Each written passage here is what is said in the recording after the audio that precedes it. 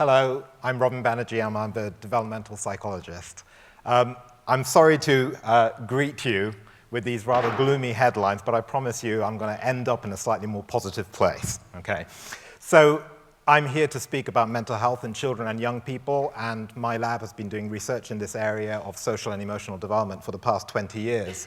And mental health is recognized increasingly as a growing issue. There are real concerns about a growing prevalence of mental health difficulties in children and young people, and these headlines relate to a big national survey that was done in 2017, and a main report on this came out in November last year.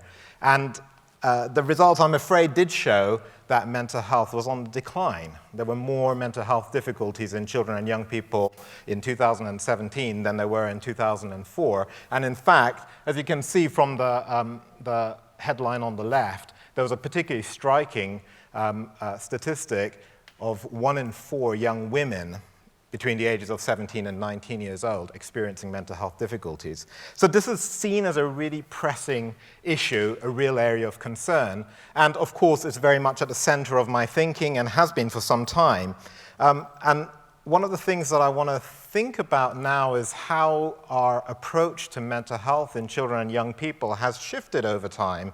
And one of the things that has happened rather curiously in public policy when we think about mental health is that we've begun to take I think perhaps disappointingly individual-centric approach, where we regard mental health as sort of residing inside the individual child and young person, almost as though it's like a property of that child. And that leads to a rather reactive approach, where the focus becomes, right, let's identify the kids who have problems, let's find out what those problems are, intervene early to stop those problems from escalating, maybe get some specialists involved to provide the support to those young people. Now, there's nothing technically wrong with any of that, and in fact, it's probably going to be needed. We do have more young people who experience mental health difficulties.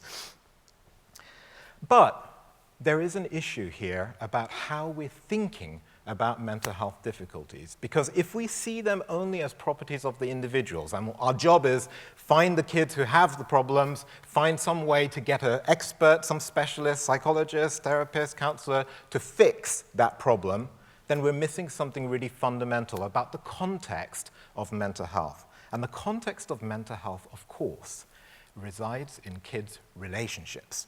And when we think about relationships, we take a rather different view of what might be going on for kids' mental health. It takes us in a different direction in terms of how we think about intervention and how we create a positive change of mental health for all. Now, this behind me here is a sociogram. It's a visual representation of peer relationships within the class. This is a real class of kids. This is a year 5 class. They're 9 to 10 years old. The names are all made up, but these are real clusters of children. And you can see each child is represented by a node, and there are many, many different arrows connecting the children. These arrows are identified simply by asking the kids, who do you most like to hang out with? Who do you like to spend free time with? Okay? And what you find in a class is diversity. You find real variability in how children are getting on socially. You can see some children, like Sarah there in the green node, had loads of arrows pointing at her, right? She's someone who many kids say they most like to hang out with her. They like spending free time with her. But then look, on the top, you can see Alex and Emily. They make their nominations, right? Alex says, I most like to hang out with Nathan, Joseph, and Chris.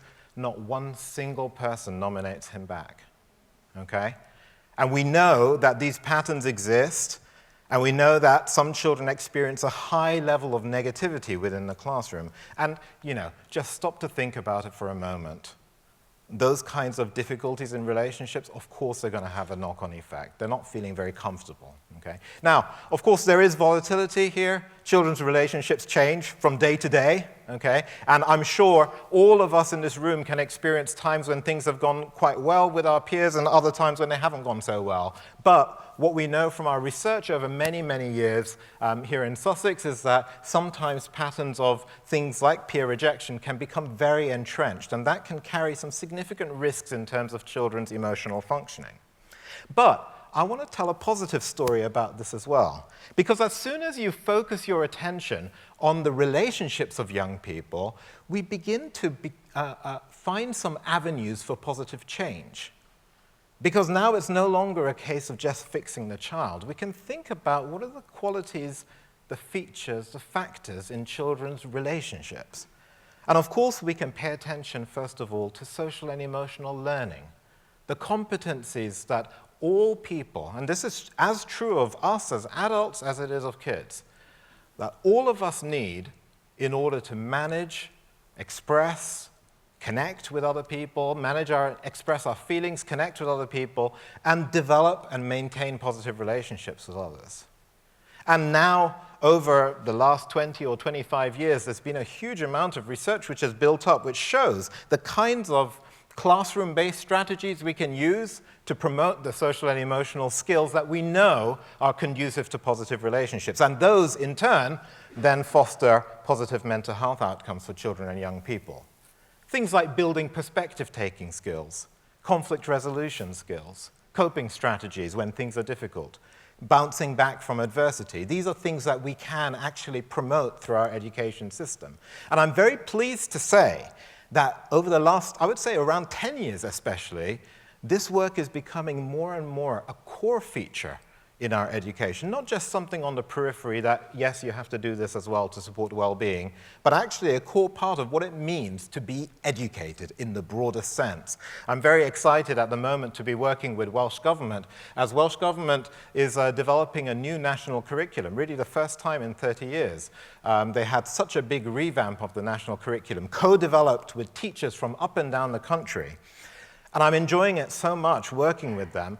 And the exciting thing in relation to this area of work we've been doing is that health and well-being are identified as one of the 6 core areas of learning and experience on a level playing field with literacy, mathematics, science, humanities, and so on. So we're really positioning this work on well-being right at the center of the curriculum, and I'm curious to know how that is going to begin to be a force for good as we change our education system.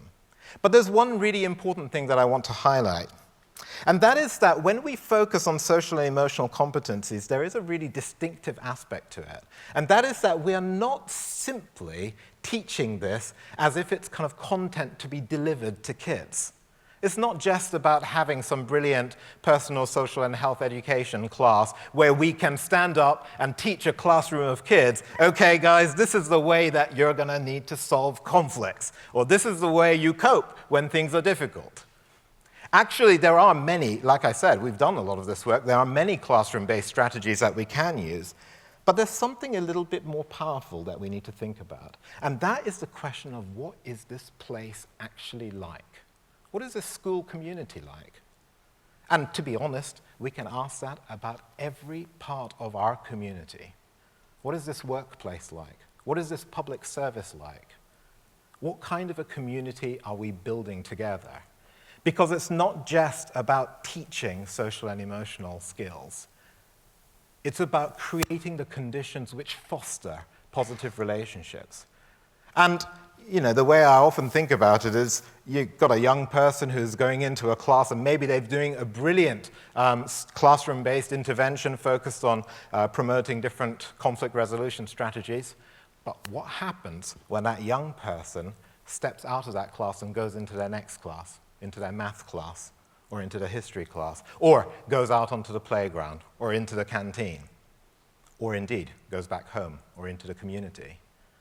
You see what I mean? The social and emotional learning competencies are developed not just in a classroom, in a sort of a standard curriculum that's delivered.